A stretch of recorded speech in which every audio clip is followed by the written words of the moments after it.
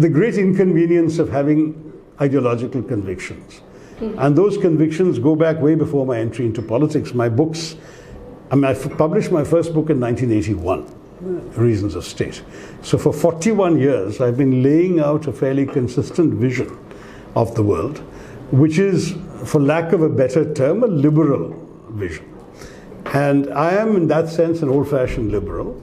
I don't go around judging people. I don't go around telling people what they should be. But I do go around trying to work for what I believe is my vision of a better society, a better world, a better policy, a better anything. That's the kind of effort that I'm prepared to make. And I've done this and I've written things when doing so put me at odds with what is now my party. Because, for example, I was very critical of the emergency. I was very critical of many aspects of the state control of the economy, all of which I have written and published, so I'm not going to deny them. In fact, I still remember that when I first contested in 2009, the CPI would place a very prominent lawyer, later a president of the Bar Association. In all these public debates we would have before the channel, he would be sitting in the front row with a copy of the Malayalam edition of India from Midnight to the Millennium. And his first question would be to read out some nasty thing I'd said, about the emergency or whatever. To which my answer was, listen, I stand by my words. I meant everything I wrote, but I'm not fighting the elections of 1977. I'm fighting the elections of 2009. To which he really had no better answer. But he would still come at the next debate and again read some other excerpt. The truth is my track record is there. It's a paper trail. My books are all in print. You can find them. I can't deny anything I've said, and I've stood by everything. My worldview has been what it is. But the truth is that the Congress Party post-91 on the economic front, and throughout, I would say, on other fronts, has been a party that I found congenial, and that's why I'm with them. So a party that doesn't share some of the same ideological premises would probably not be an easy place for me to fit into. Because as you all know, I tend not to bite my tongue very often. Once in a while I'll keep silent, but I will not say anything I don't believe in. Okay, so can we rule out BJP? I mean, from what you said? I think that's pretty obvious. And in fact, if I were in the BJP, I would not invite Shashi Tharoor to come and join us.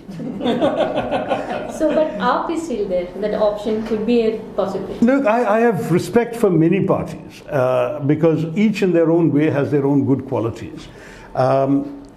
In Delhi, we are opposed to AAP. I'm not going to sit here giving them an endorsement and then being accused of anti-party activities.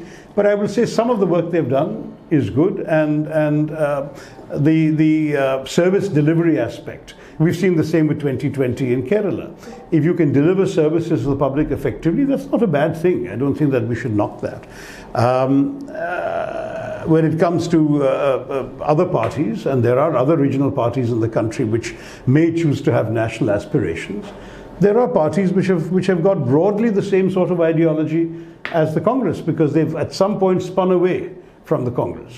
And you know which parties I'm talking about. So it's difficult to say that ideologically there is an incompatibility, because very many parties in our country share broadly the same orientation as the Congress when it comes to the mixed economy, foreign policy, political democracy, freedom of the press.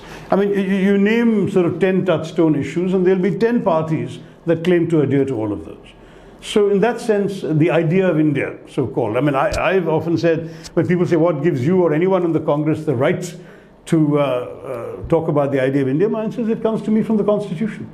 My idea of India is the idea of India embedded in the Constitution. That's what it's all about.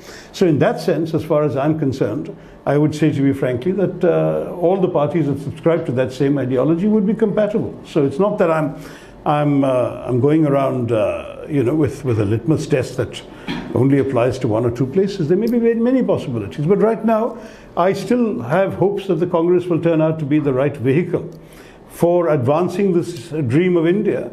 But I'm very conscious that you can have all the right ideas and still not be an effective vehicle. Or you can be a very effective vehicle for the wrong ideas. And that's frankly what we're seeing in many ways with the ruling party today in Delhi.